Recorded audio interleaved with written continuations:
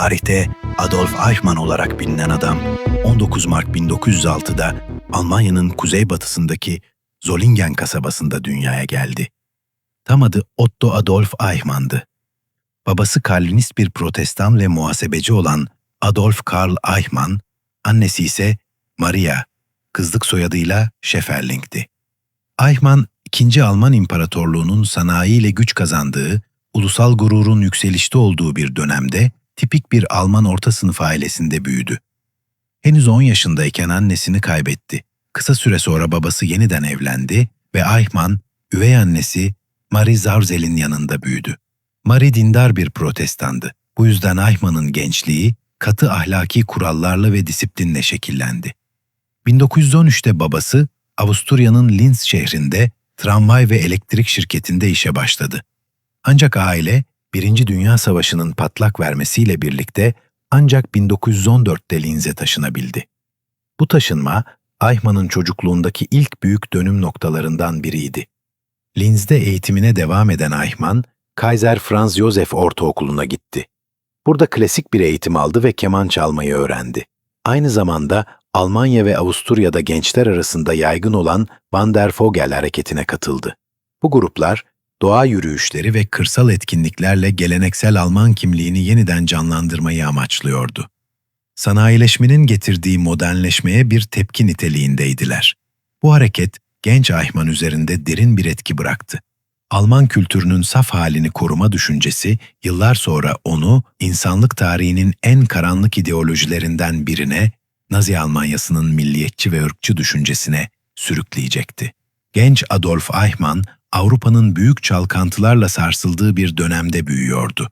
1910'ların başında kıta giderek iki büyük ittifaka bölünmüştü. İngiltere, Fransa ve Rusya'nın başını çektiği itilaf devletleri ve karşısında Almanya ile Avusturya Macaristan İmparatorluğu. Bu güçler arasındaki gerilim 1914'te Birinci Dünya Savaşı ile patlak verdi. 4 yıl süren bu yıkıcı savaş milyonlarca insanın ölümüne yol açtı. En kanlı çatışmalar Kuzey Fransa'daki siperlerde, Batı cephesinde yaşandı. Savaş sona erdiğinde Eichmann henüz ergenliğe yeni adım atmıştı. Ancak Almanya, yenilginin en ağır faturasını ödeyen ülkeydi. 1919'da imzalanan Versay Antlaşması, Almanya'ya hem ekonomik hem de ulusal gurur açısından büyük bir darbe vurdu. Bu durum, 1920. yılların başında Alman halkı arasında öfke ve intikam duygularını körükledi. Ülke genelinde yeni ideolojiler, paramiliter örgütler ve radikal liderler yükselişe geçti.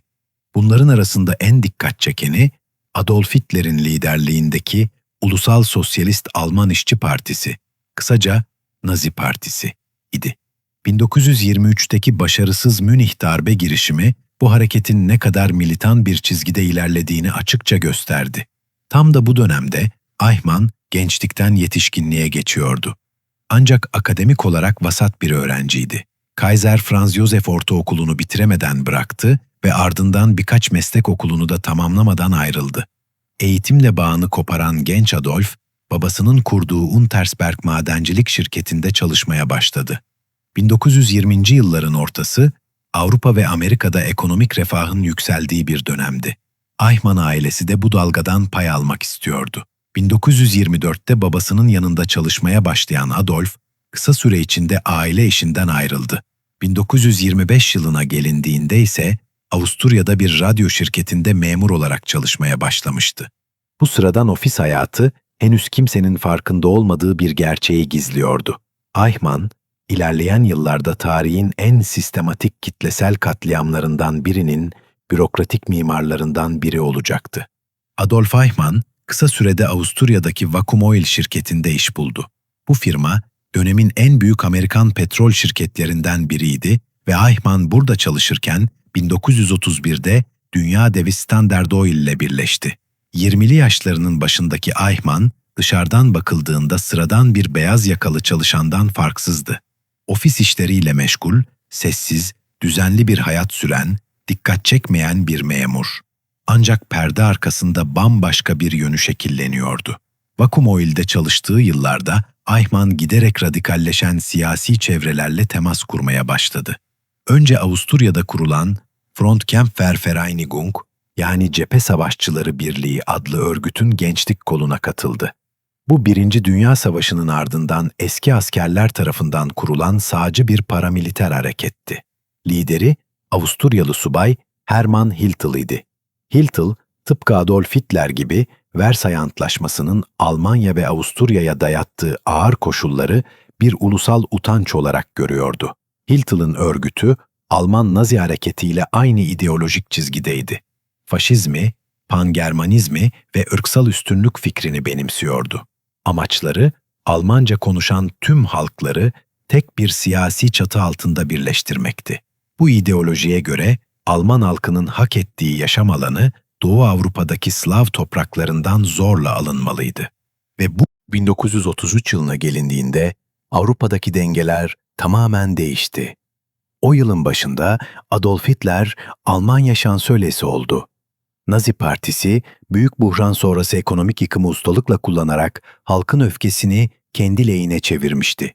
Yalnızca birkaç yıl önce önemsiz bir hareketken artık Almanya'nın mutlak hakimiydi. Hitler'in iktidarı ele geçirmesi Avusturya'da da derin bir yankı uyandırdı. Avusturya hükümeti, ülkede hızla yayılan Alman yanlısı Nazi hareketlerinden korkmaya başladı ve baskıları artırdı. Ancak bu önlemler Eichmann gibi birçok genci daha da radikal düşüncelere itti. Artık Eichmann'ın sıradan bir memuriyetten ibaret hayatı geride kalmıştı. O, farkında olmadan Avrupa tarihinin en karanlık dönemine doğru adım adım ilerliyordu. 1932 yılı Adolf Eichmann'ın hayatında yeni bir dönemin başlangıcıydı. Artık sıradan bir ofis çalışanı değil, siyasetin gölgeli koridorlarına adım atan bir adamdı. O yıl Avusturya Nazi Partisi'nin yerel şubesine ve onun paramiliter gücü olan Schutzstaffel'e yani SS'ye katıldı. Ancak bu bağlılık uzun sürmedi. Hitler'in Almanya'da iktidara yükselmesinin ardından Avusturya hükümeti kendi sınırları içinde faaliyet gösteren Nazi yapılanmalarını tehdit olarak görmeye başladı. Kısa süre içinde parti yasaklandı, üyeleri tutuklandı veya sınır dışına kaçtı. Bu yasaklama Eichmann için bir dönüm noktasıydı. Yahudi halkı Alman ulusunun saflığına yönelik bir tehdit olarak tanımlanıyor, tüm toplumsal kötülüklerin kaynağı olarak gösteriliyordu. Nazi iktidarı 1933'te Almanya'da bu düşünceleri kanunlaştırmakta gecikmedi. 1935 tarihli Nürnberg yasaları Almanya'daki Yahudilerin vatandaşlığını ellerinden aldı. Yahudilerle evlenmek, birlikte çalışmak, hatta belirli sosyal alanlara girmek yasaklandı. Yahudiler bir anda yüzyıllardır yaşadıkları ülkede yabancı konumuna düşürülmüştü. Ekonomik baskılar, kamusal dışlama ve şiddet kısa sürede günlük hayatın bir parçası haline geldi. Bu baskı politikaları 9 Kasım 1938'de bir kırılma noktasına ulaştı. Kristallnacht, Kırık Camlar Gecesi. O gece Almanya genelinde sinagoglar yakıldı. Yahudi evleri ve dükkanları yağmalandı. Yüzlerce kişi öldürüldü. Sokaklar kırılmış vitrin camlarıyla parlayan bir sessizliğe gömüldü. Hasarın parasal boyutu 10 milyonlarca Reichsmark'tı. Ama asıl yıkım toplumsal anlamdaydı. Almanya kendi yurttaşlarını açıkça hedef almaya başlamıştı. Eichmann bu olayın doğrudan içinde değildi. Fakat Nazi devletinin Yahudilere yönelik bir sonraki adımını planlayan mekanizmanın parçasıydı. Henüz kitlesel imha düşüncesi ortada yoktu. Nazi liderliği Yahudi nüfusunu Almanya'dan zorla ya da gönüllü göçle uzaklaştırmayı tercih ediyordu. Bu çözüm uluslararası meşruiyet arayışıyla da uyumluydu. En azından o dönemin diplomatik diliyle. Bu noktada farklı fikirler öne çıktı. Kimileri ekonomik baskılarla Yahudileri kendi istekleriyle ayrılmaya zorlamayı savunuyor, kimileri ise Avrupa dışına sürülmelerini öneriyordu. Bu görüş yüzyılın başından beri bazı çevrelerde destek görüyordu. Nazi yönetimi bu düşünceyi hem teşvik hem de manipüle etmeye karar verdi. Eichmann bu stratejinin merkezine yerleştirildi. 1937'de Orta Doğu'ya gönderildi. Amacı Filistin ve çevresindeki Yahudi yerleşimlerini yerinde incelemekti. Birinci Dünya Savaşı'nın ardından bölge artık İngiltere'nin denetimi altındaydı ve Filistin'de büyüyen bir Yahudi nüfus oluşmuştu. Eichmann burada Yahudi göçünü yönlendirmek için kullanılabilecek bir fırsat gördü. Bu aslında 1933'te imzalanan Havara Anlaşması ile aynı çizgideydi. Almanya'daki bazı Yahudi örgütleriyle Nazi devleti arasında yapılan bu anlaşma, belirli bir ekonomik sistem dahilinde Yahudilerin Filistin'e göç etmesine olanak tanıyordu. Sonuç etkileyiciydi. 1933'te Almanya'da yaklaşık 437 bin Yahudi yaşıyordu. 1939'un ortalarına gelindiğinde bunların yaklaşık 250 bini ülkeyi terk etmişti. Bu göç dalgası Nazi rejiminin ilk yıllarında çözüm olarak görülen en etkili uygulamaydı. Ancak bu Eichmann'ın hikayesinde yalnızca bir başlangıçtı. Çünkü çok geçmeden onun organize ettiği trenler artık sadece göçmen taşımayacaktı. Eichmann, 1930'ların ortalarında yalnızca kariyerinde değil, özel hayatında da kalıcı bir düzen kurmaya başlamıştı. 21 Mart 1935'te Veronika, yani Vera Liebel ile evlendi.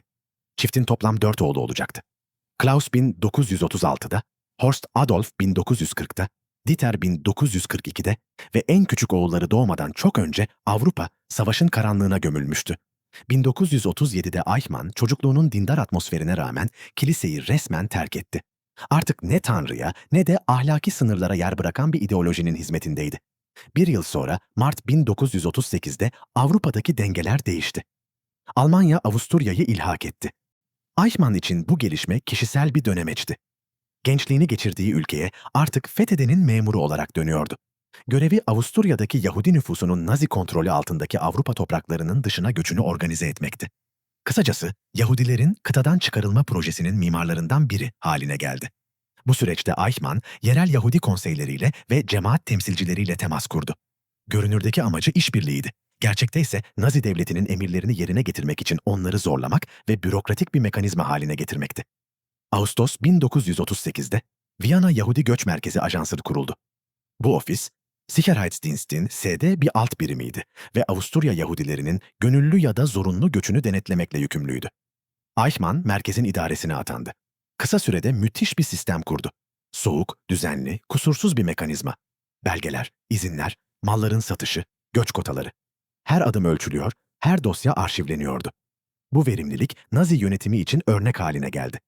Öyle ki sonraki yıllarda Prag, Amsterdam, Paris ve hatta Varşova'da kurulan benzer ofisler Viyana modeli olarak anılacaktı.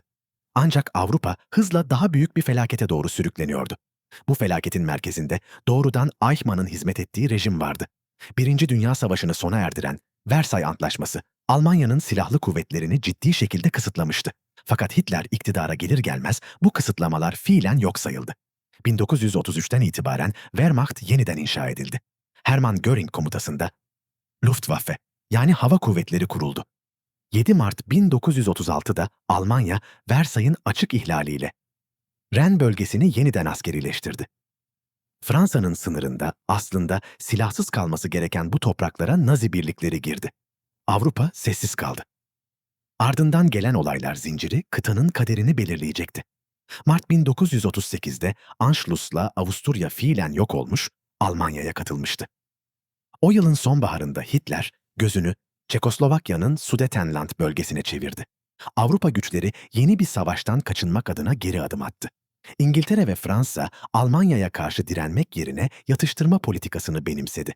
Fakat bu yalnızca Nazilere zaman kazandırdı. 1939 ortalarına gelindiğinde Almanya, Çekoslovakya ve Macaristan'ı kukla rejimlere dönüştürmüş, ordularını yeniden donatmıştı. Nihayet 1 Eylül 1939'da Polonya'ya saldırı, Avrupa'yı ikinci kez alevlendirdi. 2 gün sonra İngiltere ve Fransa savaş ilan etti. İkinci Dünya Savaşı başlamıştı. Ve Adolf Eichmann artık yalnızca bir bürokrat değil, tarihin en karanlık organizasyonlarından birinin dişlisiydi. Savaşın doğuya, Polonya ve Çekoslovakya gibi yeni işgal edilen topraklara yayılmasıyla birlikte Nazi devletinin Yahudilere yönelik politikası da aynı yönde genişledi. Ancak bu kez ölçek bambaşkaydı. Doğu Avrupa, yüzyıllardır yoğun Aşkenaz Yahudi nüfusuna ev sahipliği yapıyordu ve bu durum Yahudi sorununa getirilecek sözde çözümün kapsamını dramatik biçimde büyütüyordu. Ve bu yeni aşamanın merkezinde Adolf Eichmann yer alacaktı. Prag'daki kısa süreli görevlendirmenin ardından Eichmann yeniden Berlin'e çağrıldı. Burada Yahudi göçü için Reich Merkezi Ofisi, Reichszentrale für Jüdische Auswanderung, başına atandı. Artık yalnızca Gestapo şefi Heinrich Müller'e bağlıydı. Müller, Almanya'daki gizli polis teşkilatının en acımasız isimlerinden biriydi. Eichmann'ın bu göreve yükselmesi, Nazi hiyerarşisinin onun kararlı antisemitik sadakatini fark ettiğinin açık bir göstergesiydi. Yeni yetkileriyle Eichmann, Doğu Avrupa'daki 10 binlerce Yahudinin toplama kamplarına ve getto bölgelerine gönderilmesinin planlanmasını ve denetimini üstlendi. Bu süreçte Varşova gettosu, Polonya'nın düşmesinin hemen ardından oluşturuldu. Kısa sürede yüz binlerce Yahudi surlarla çevrili bu ölüm tuzağına tıkıldı. Eichmann'ın Yahudi politikasındaki yükselişi Aralık 1939'da resmileşti. Reich Güvenlik Ana Ofisi, RRSH, içinde kurulan Referat 4B4 adlı alt birimin başına getirildi. Bu birim, Yahudi işleri, göç ve işgal edilen topraklardaki sevkiyatlardan sorumluydu. Rütbesi artık Obersturmbannführer düzeyindeydi ve doğrudan Reinhard Heydrich'e bağlıydı. Bu, onu Nazi rejiminin Yahudi meselesi konusundaki en yüksek karar mekanizmalarından birinin merkezine yerleştiriyordu. Takip eden 2 yıl boyunca Eichmann, antisemitik programların idaresinde kilit rol oynadı. Bunlar arasında Polonya'nın Almanlaştırılması, Doğu Avrupa Yahudilerinin zorunlu göç ettirilmesi ve getto sisteminin organizasyonu yer alıyordu. Savaştan sonra Eichmann, Polonya'daki gettolarda gördüklerinden dehşete düştüğünü öne sürecekti. Ancak bu iddia tarihle çelişir. Belgeler 1939 sonbaharında Berlin'deki görevine başladıktan sadece birkaç hafta sonra yarım milyondan fazla Yahudinin zorla yer değiştirmesini bizzat planladığını ortaya koymaktadır. Gerçekte savaşın bu erken döneminde Naziler henüz Avrupa'daki tüm Yahudileri fiziksel olarak yok etmeyi hedeflemiyordu. O dönemdeki plan onları Alman Reich'inin dışına zorla yeniden yerleştirmek üzerine kuruluydu. Fakat bu yaklaşım kısa sürede nihai çözüm adını alacak çok daha karanlık bir politika için yalnızca bir başlangıç olacaktı. Savaşın ilk aylarında Nazi yönetiminin Yahudi halkını Avrupa'dan uzaklaştırmak için geliştirdiği en dikkat çekici fikirlerden biri, Madagaskar planı olarak bilinen projeydi. Bu plan, kıtanın Yahudi nüfusunun büyük kısmını Hint Okyanusu'nda Doğu Afrika açıklarında yer alan geniş ada, Madagaskar'a sürmeyi öngörüyordu. Bugün kulağa grotesk ve imkansız gelen bu fikir Nazi Almanyası için yeni değildi. Kökenleri 1878 yılına Alman oryantalist Paul de Lagarde'a kadar uzanıyordu. O zamandan bu yana defalarca gündeme getirilen bu fikir, bazı Yahudi düşünürler tarafından bile Avrupa'daki antisemitik baskılardan kaçışın olası bir yolu olarak tartışılmıştı. 1930'ların sonunda Polonya ve Fransa hükümetleri de bu planı lojistik olarak değerlendirmişti. Adolf Eichmann, 1940 yılına gelindiğinde bu çılgın planın merkezinde yer aldı. 15 Ağustos 1940'ta Reich Güvenlik Ana Ofisi, Reichssicherheitshauptamt sunduğu Madagaskar Projesi başlıklı raporunda planın uygulanabilir olduğunu savundu. Batı Avrupa yeni fethedilmişti. Almanya ve İtalya Kuzey Afrika'da ilerliyordu. Süveyş kanalının ele geçirileceğine ve böylece Alman deniz yollarının Hint Okyanusu'na açılacağına inanılıyordu. Bu iyimser tahminlere dayanarak Eichmann, Avrupa'dan her yıl 1 milyon Yahudinin 4 yıl içinde adaya gönderilmesini önerdi. Ancak planın nasıl işleyeceği konusunda Nazi hiyerarşisi içinde fikir ayrılıkları vardı. Eichmann, Madagaskar'ın Metindici Schutzstaffel SS kontrolünde devasa bir hapishane adasına dönüştürülmesi gerektiğini düşünüyordu. Dışişleri Bakanlığından. Franz Rademacher ise Yahudilerin kendi yönetimlerini kurabileceklerini, ancak adanın tamamen dış dünyadan izole edilmesi gerektiğini savunuyordu. Bu distopik fikirler 1940 sonbaharından 1941 yılına kadar tartışılmaya devam etti. Ancak zaman ilerledikçe savaşın gidişatı planın önünü tamamen kapattı. İngiltere teslim olmadı. Kuzey Afrika'daki Alman ilerleyişi durdu ve Süveyş kanalına erişim mümkün olmadı. Ayrıca Yahudilerin taşınması için kullanılacağı düşünülen İngiliz ticaret filosu artık erişilemez durumdaydı. Böylece Madagaskar planı fiilen imkansız hale geldi ve bu durum Avrupa Yahudilerinin kaderinde karanlık bir dönüm noktası yarattı. Plan rafa kaldırılırken Nazi rejiminin üst kademelerinde yeni bir anlayış şekillenmeye başladı. Artık Yahudi sorununu sürgünle değil, yok ederek çözmenin zamanı gelmişti. 1941 yılı boyunca bu tartışmalar devam ederken Almanya doğuda büyük bir hızla ilerliyordu. Nazi orduları Sovyet topraklarının derinliklerine girmiş, yüz binlerce Yahudi ve yerel halk işgal altına giren bölgelerde acımasızca katledilmişti. Bu vahşet ortamında Yahudi halkına yönelik politikanın nihai biçimini belirleyecek adım atıldı. 20 Ocak 1942, Berlin'in Wannsee banliyösünde düzenlenen ve tarihe Wannsee Konferansı olarak geçecek toplantı. Konferans, SS güvenlik aygıtının başı Reinhard Heydrich tarafından organize edilmişti. Heydrich'e, Yahudi sorununa kalıcı bir çözüm tasarlama yetkisi bir önceki sonbaharda verilmişti. O sıralarda Nazi Almanyası, Sovyetler Birliği'ne karşı yürüttüğü harekatta zafer kazanacağına inanıyor, kibir dolu bir özgüvenle Avrupa'nın geleceğini planlıyordu. Bu planların merkezinde kıtanın Yahudi nüfusunun kaderi vardı. Wannsee'de toplanan üst düzey Nazi yetkilileri, Yahudi halkının sistematik olarak yok edilmesini tartışmak üzere bir araya geldi. Artık hedef göç değil, son çözüm, Endlösung idi. Daha da dehşet verici olan toplantının yalnızca ideolojik değil, aynı zamanda ekonomik gerekçelerle de desteklenmesiydi. Nazi yönetimi, Avrupa'da beslenmesi gereken çok fazla insan olduğuna inanıyordu. Doğu Avrupa'nın tamamen kontrol altına alınması halinde milyonlarca insanın aç bırakılması da planlar arasındaydı. Bu soğukkanlı rasyonellik, Holokost'un idari temelini oluşturdu. Adolf Eichmann, Wannsee Konferansı'nın perde arkasındaki en önemli figürlerden biriydi. Toplantı öncesinde Reinhard Heydrich için konuşma taslakları, istatistik tabloları ve tartışma notları hazırladı. Bu belgeler her Avrupa ülkesindeki Yahudi nüfusunun ayrıntılı listesini içeriyor. Aynı zamanda önceki yıllarda uygulanan göç ve yerleştirme politikalarının kapsamını değerlendiriyordu. Bu ayrıntılar Eichmann'ın yalnızca idari bir memur değil, sürecin entelektüel mimarlarından biri olduğunu ortaya koyuyordu. Konferans günü Heydrich toplantının yüzüydü. Ancak Eichmann perde arkasında yönetici rolündeydi.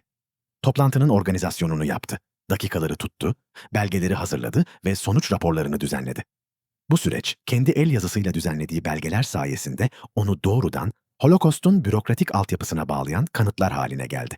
Wannsee Konferansı, Avrupa Yahudilerinin yok edilmesi için devlet düzeyinde alınmış ilk koordineli karardı. Ve orada, masanın hemen ardında oturan Adolf Eichmann, insanlık tarihinin en büyük suçlarından birinin uygulanabilir planını soğukkanlılıkla yazıya döken bürokrat olarak yerini aldı.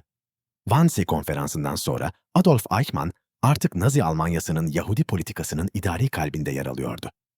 Son çözüm planı yürürlüğe konduğunda, milyonlarca Yahudinin Orta ve Doğu Avrupa'daki onlarca toplama ve ölüm kampına sistematik olarak taşınmasını öngörüyordu. Auschwitz, Birkenau, Treblinka ve Sobibor gibi isimler kısa sürede 20. yüzyılın en karanlık simgeleri haline gelecekti. Bu süreçte operasyonun genel adı Operasyon Reinhard idi. Reinhard Heydrich'in onuruna verilmişti. Ancak pratikte deportasyon ağının işleyişini sağlayan kişi Adolf Eichmann'dı. O Schutzstaffel, Sicherheitsdienst ve Gestapo gibi kurumlar arasında ana koordinatör olarak görev yaptı. Kamplara ulaşanların kaderi belliydi. Çoğu varışlarından yalnızca birkaç saat sonra gaz odalarında öldürülüyordu. Hayatta kalan az sayıdaki kişi ise yalnızca zorla çalıştırılabilecek iş gücü olarak tutuluyordu. Eichmann bu ölüm hattının bürokratik mimarıydı. 1942 ile 1944 arasında deportasyonların planlanması ve uygulanmasında doğrudan sorumluluk aldı. Her bölgedeki Yahudi nüfusunun kaydını tuttu, mallarına el koyulmasını organize etti ve Nazi devletinin çöküş sürecinde bile bu operasyonların kesintisiz sürmesini sağladı. En kritik görevlerinden biri ölüm trenlerinin zaman çizelgesini hazırlamaktı. Görünüşte yalnızca bir tren planlayıcısı gibi davranıyor, bürokratik görevlerin ardına saklanıyordu. Ancak trenlerin gittiği yerleri Auschwitz, Treblinka, Sobibor ve o trenlere binenlerin akıbetini çok iyi biliyordu. Bu nedenle sadece emirleri uygulayan bir memur olduğu yönündeki sonraki savunması tarihsel olarak tamamen temelsizdir. Eichmann'ın suç ortaklığı en açık biçimde 1944 yılında Macaristan'da ortaya çıktı. O yılın başlarında Macar hükümeti müttefiklerle gizli barış temasları yürütürken Hitler 19 Mart 1944'te Macaristan'ı işgal emrini verdi. Ülke kısa sürede doğrudan Nazi kontrolüne geçti ve Eichmann, Yahudi meselesinin nihai çözümünü burada uygulamak üzere Budapeşte'ye gönderildi. Macar Yahudileri savaşın bu aşamasına dek Almanya'nın işgal ettiği diğer bölgelerdeki toplu katliamlardan büyük ölçüde korunmuştu. Ancak bu artık sona erdi. Eichmann komutasında ülkenin dört bir yanından günde 3000 kişiyi Auschwitz'e taşıyan trenler işlemeye başladı. Sadece birkaç ay içinde. Yaklaşık 400 bin Macar Yahudisi öldürüldü. Bu deportasyonlar hız ve verimlilik açısından Nazi bürokrasisinin zirvesi olarak kabul edilir. Hatta Eichmann Berlin'den gelen durdurma emirlerine bile uymadı. Nakliyatları kendi inisiyatifiyle bir süre daha sürdürdü. Sonraki aylarda ise Budapeşte'den Viyana'ya kadar uzanan ölüm yürüyüşlerini bizzat yönetti. On binlerce Yahudi yorgunluk, açlık ve soğuktan yollarda öldü. Tüm bu eylemler Eichmann'ın yalnızca bir emir kulu değil, soykırımın idari aklının merkezindeki figür tehdit olduğunu kanıtladı. Onun planladığı trenler, hazırladığı listeler ve imzaladığı belgeler milyonlarca insanın ölümüne giden yolu düzenli bir dosya sistemi gibi işletti. Ve Eichmann bu düzenin en kusursuz dişlisiydi. Savaşın son haftalarına gelindiğinde bile Adolf Eichmann hala Holokost'un amansız yürütücülerindendi. 1944'ün sonu ve 1945'in başlarında Sovyet ordusu doğudan Orta Avrupa'ya doğru ilerliyor, müttefik kuvvetler batıdan Ren Nehri'ni geçiyordu. Bu noktada Berlin'deki Nazi liderliği Macaristan Yahudilerinin imha kamplarına gönderilmesini durdurma emri verdi. Çünkü artık savaşın kaybedildiği açıktı. Üst düzey yetkililer yaptıkları eylemlerin hesabını vermek zorunda kalacaklarını anlamışlardı. Ancak Eichmann için bu bir uyarı değildi. Tersine kendi yetki alanında deportasyonları sürdürdü. Yahudilerin kamplara gönderilmesi savaşın son aylarına kadar devam etti. Bu onun emirleri sorgusuz uygulayan bir memur değil, ideolojik bir inançla hareket eden bir fanatik olduğunu açıkça gösterir. Berlin'in düşüş günlerinde çevresindekilere Avrupa'daki 5 milyon Yahudinin öldürülmesini savaşın en büyük başarısı olarak gördüğünü söylediği aktarılır. Kendi sözleriyle bu başarıdan gurur duyuyordu. Bu beyan, savaş sonrası yargılanmasında ileri süreceği, sadece emirleri yerine getirdim savunmasını bütünüyle geçersiz kılmaktadır. Holokost'un sonucu tarihin en sistematik toplu cinayetlerinden biri oldu. Yalnızca 3 yıl içinde, 1942 başında son çözüm planının uygulanmasından 1945'in baharına kadar Avrupa Yahudilerinin yaklaşık 6 milyonu öldürüldü. Bazıları pogromlarda veya toplu infazlarda katledildi. Ama çoğunluğu Auschwitz-Birkenau gibi ölüm kamplarına taşınarak varışlarından birkaç saat sonra gaz odalarında yok edildi. Hayatta kalan az sayıda kişi ise köle işçi olarak kullanıldı. Genellikle açlık, hastalık ya da tükenmişlikten ölünceye kadar. Bu nedenle Avrupa Yahudilerinin Holokostu tarihte eşi benzeri olmayan bir olay olarak durur. Belki Mao'nun büyük atılım dönemindeki kıtlık gibi başka olaylar daha fazla can almıştır.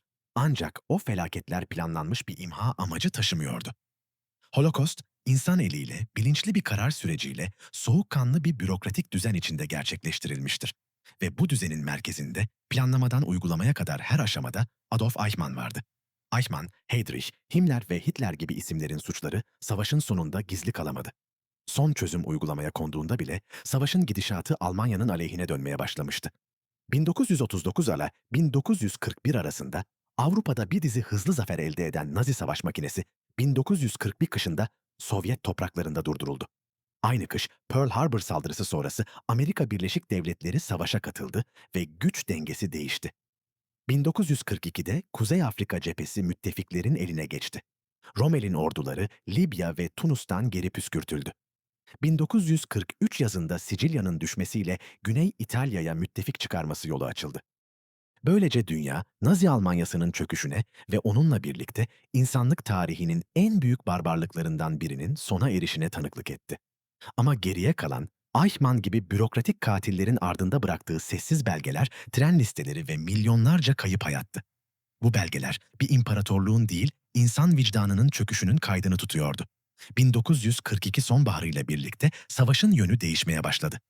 Doğu cephesinde Stalingrad'da verilen o ölümcül mücadele, 3. Reich için bir dönüm noktasıydı.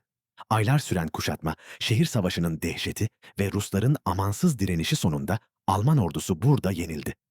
Bu yenilgiyle birlikte Almanlar batıya çekilmeye zorlandı ve 1944 yılına gelindiğinde Sovyet kuvvetleri Polonya topraklarına ulaşmıştı. Aynı dönemde Batı müttefikleri 1944 yazında Normandiya çıkarmasıyla Fransa'da 3. bir cephe açtı. Artık savaşın sonucu belliydi.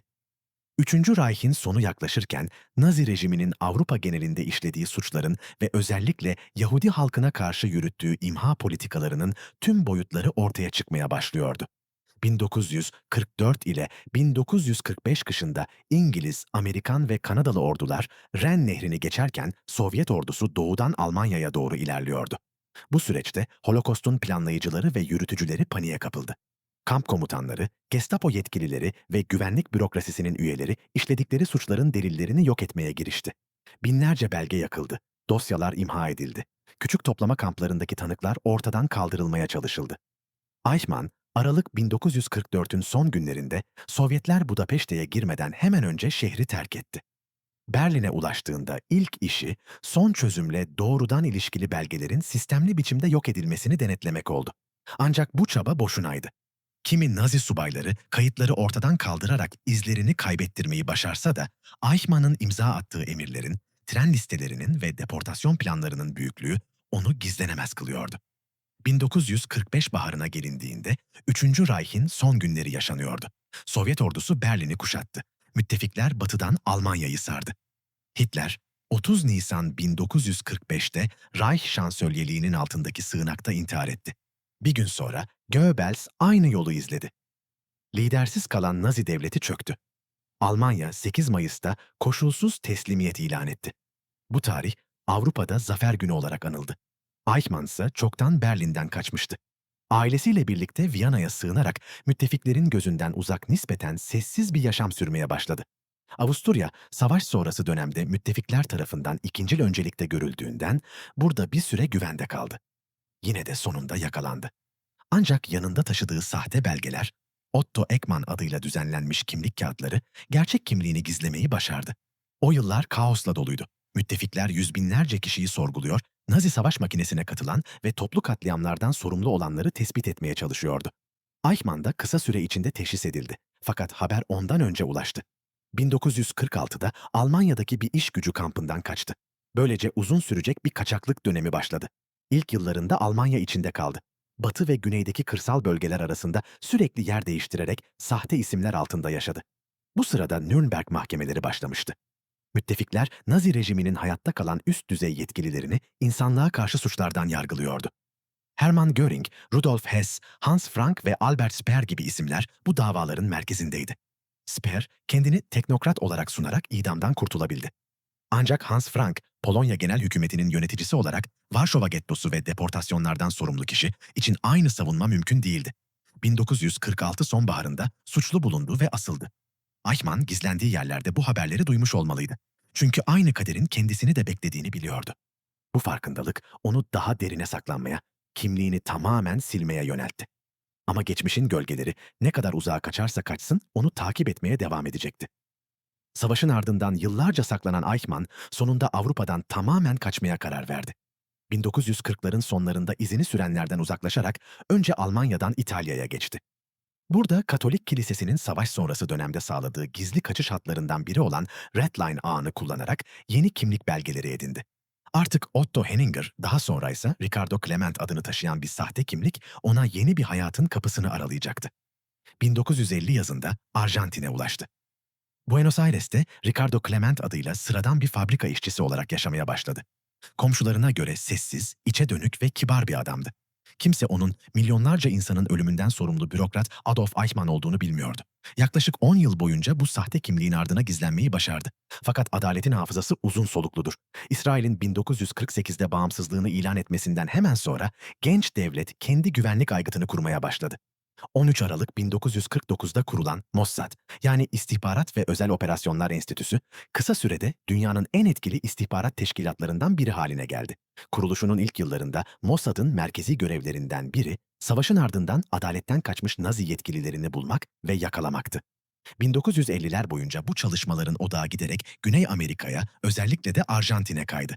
Ülkede büyük bir Alman diasporası vardı ve Nazi savaş suçlularının önemli bir bölümü buraya sığınmıştı. Eichmann'ın da burada yaşadığına dair söylentiler dolaşıyordu. Fakat kesin kanıt yoktu. Bu noktada ünlü Nazi avcısı Simon Wiesenthal devreye girdi. Kendi arşiv çalışmaları ve tanık ifadeleri üzerinden Eichmann'ın izini sürmüş, ailesinin Buenos Aires'teki Garibaldi sokağında yaşadığını tespit etmişti. Elde ettiği bilgileri Mossad'a iletti. 1960 yılının başlarında Mossad, Shimon Ben Aharon liderliğinde 5 kişilik gizli bir operasyon ekibi oluşturdu. Ekip sessizce Arjantin'e girdi. Ricardo Clement adıyla yaşayan Eichmann'ı günlerce izledi. Gözlemleri kısa sürede şüpheyi doğruladı. Bu sıradan görünen fabrika işçisi aslında Adolf Eichmann'dı. Mossad ajanları aynı dönemde Auschwitz'te insanlık dışı deneyler yapan Josef Mengele'nin de Arjantin'de yaşadığına dair istihbarat almıştı. Ama öncelik ulaşılabilir ve tespit edilmiş hedef olan Eichmann'dı. 11 Mayıs 1960 akşamı Garibaldi sokağında evine yürürken tuzağa düşürüldü. 3 Mossad ajanı onu aniden durdurdu. Kısa bir boğuşmanın ardından etkisiz hale getirdi ve bir araca bindirerek güvenli bir eve götürdü. O andan itibaren Adolf Eichmann artık özgür değildi. 10 yıl süren kaçış sona ermiş, tarihin en büyük insanlık suçlarından birinin baş mimarı nihayet adaletin eline düşmüştü. Mengele'nin yakalanma girişimi ise başarısızlıkla sonuçlandı. Eichmann, operasyonunun yankıları duyulmadan hemen önce o olası bir baskın istihbaratı almış ve Arjantin'den kaçarak Brezilya'ya geçmişti. Bir daha da bulunamadı.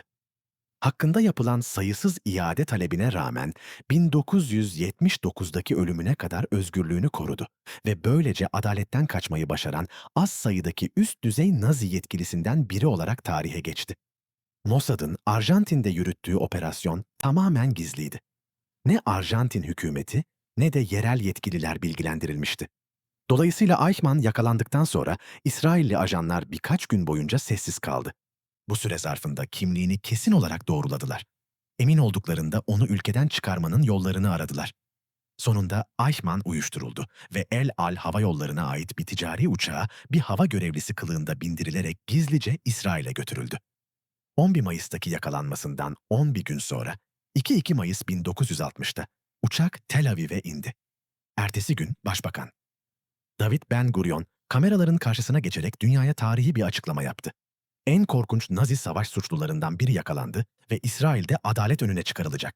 Bu açıklama beklenmedik biçimde diplomatik bir fırtına başlattı. Arjantin hükümeti egemenlik haklarının ihlal edildiğini öne sürerek sert bir protesto notası verdi. ABD ve İngiltere gibi bazı batılı ülkeler ise farklı bir sebeple rahatsızdı.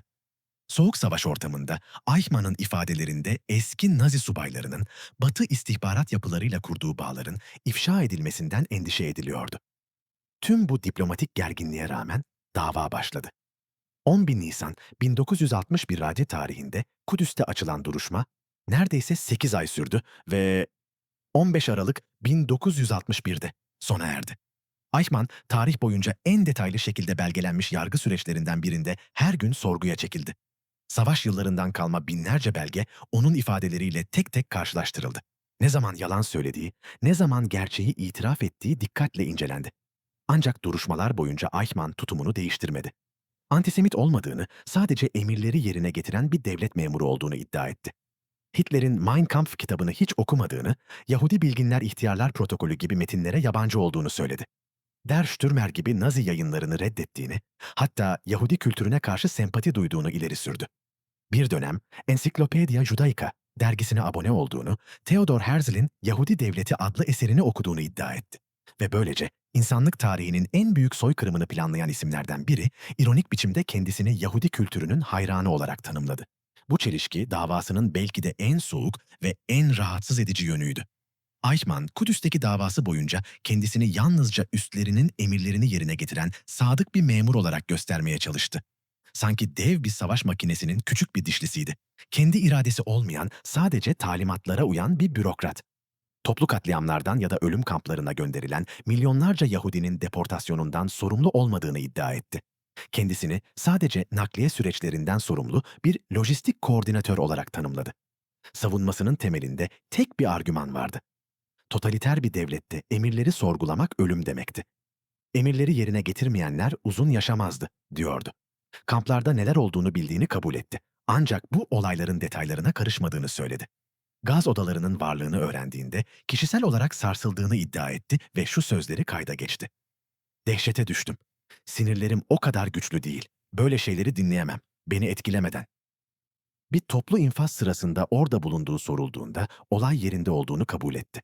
Ama odaya bakmadığını, yalnızca çığlıkları duyduğunu söyledi.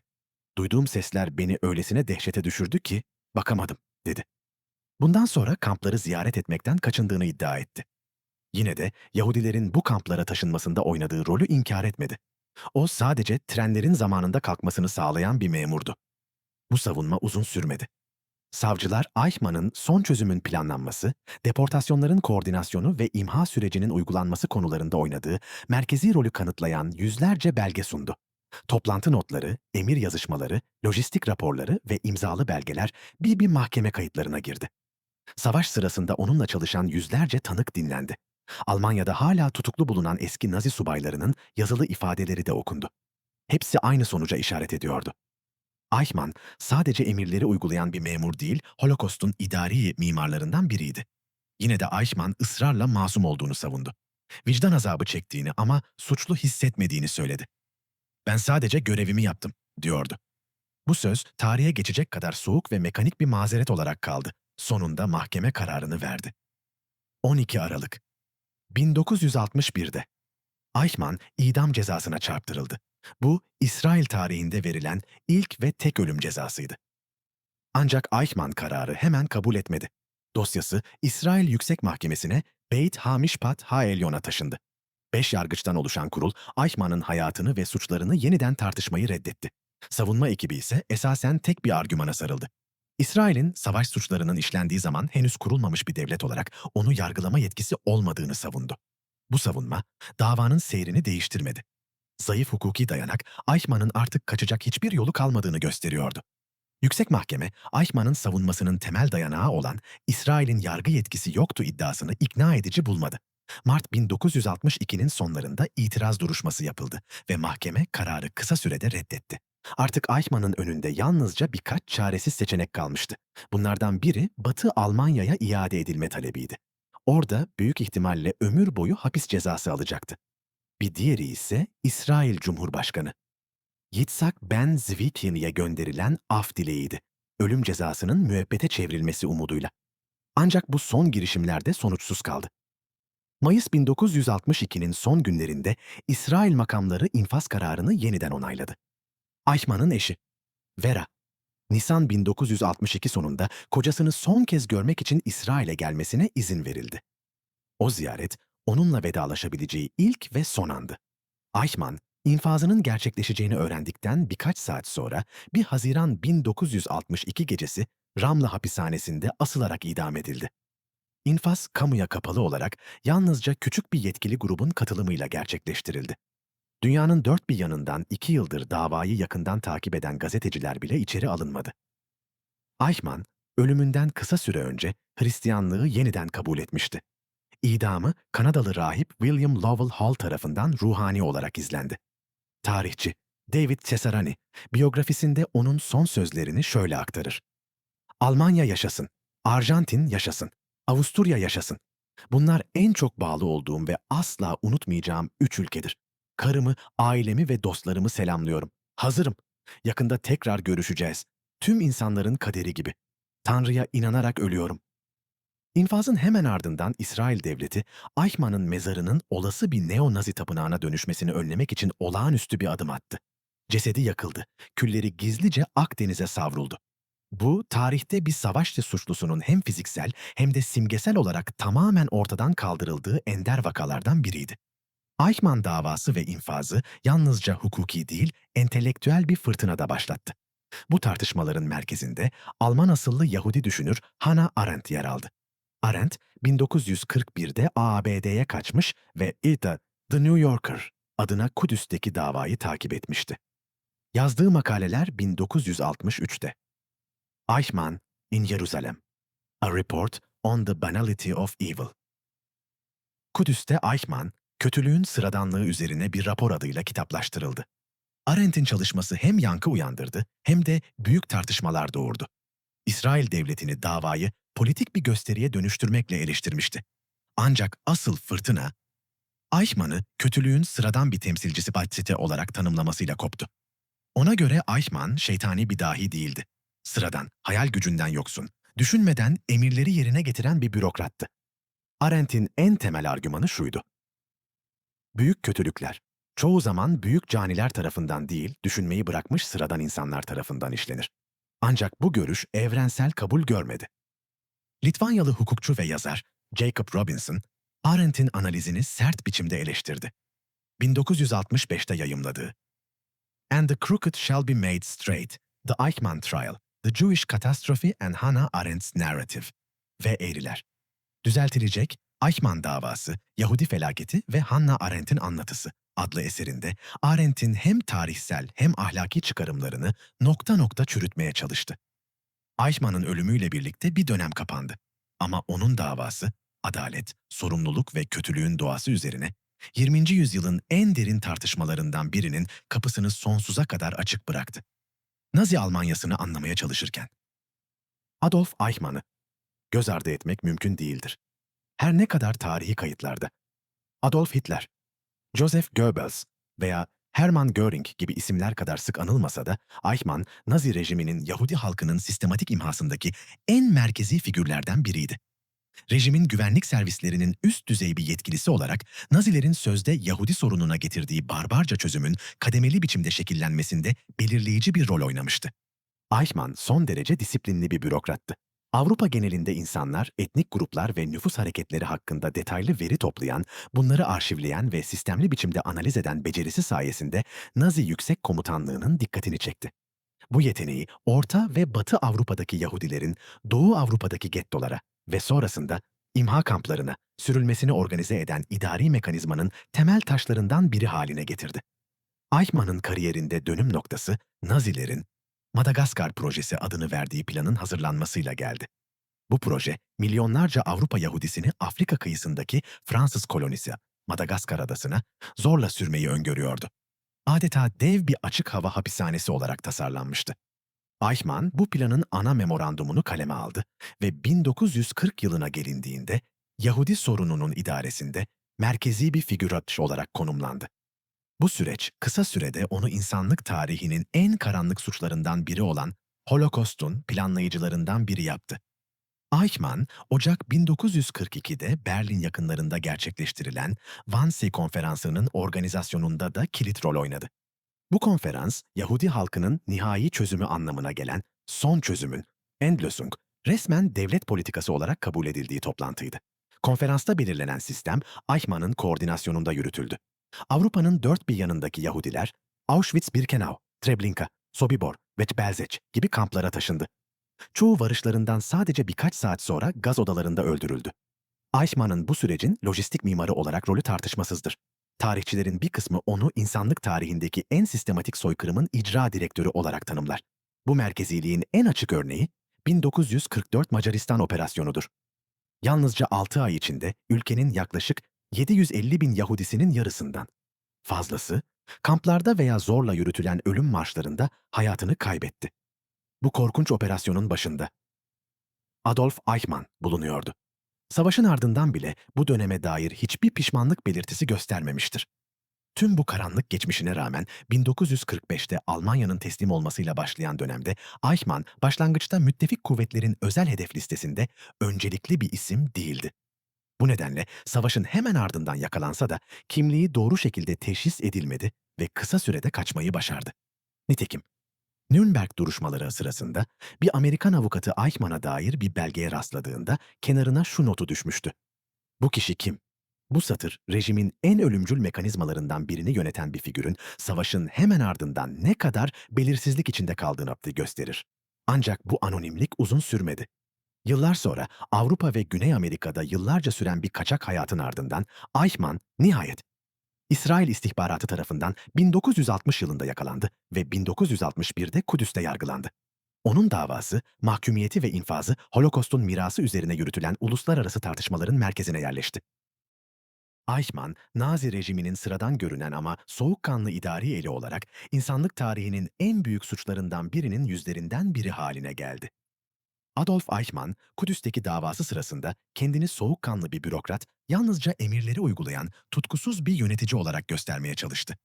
Kendine biçtiği bu rol, onu Nazi devlet politikasının gerçek planlayıcısı değil, sadece mekanizmanın bir dişlisi gibi göstermeyi amaçlıyordu. Bu savunma biçimi, sonradan Hannah Arendt'in kötülüğün sıradanlığı kavramının temeline ilham verdi. Arendt'e göre büyük kötülükler canavarca bir nefretle değil, sorgulamadan emirleri yerine getiren sıradan insanlar tarafından işlenebilirdi. Ancak tarihsel kayıtlar Eichmann'ın bu portresini haklı çıkarmaz. O yalnızca bir emir kulu değil. Holocaust'un planlama, organizasyon ve yürütme aşamalarının her birinde aktif rol almış bir figürdü. Son çözümünün şekillenmesinden imha kamplarına, deportasyonların detaylı koordinasyonuna kadar her adımda onun imzası vardı. Bu nedenle duruşmada ne söylerse söylesin, belgeler ve tanıklıklar Eichmann'ın yalnızca bir uygulayıcı değil, Holocaust'un baş mimarlarından biri olduğunu tartışmasız biçimde ortaya koyar.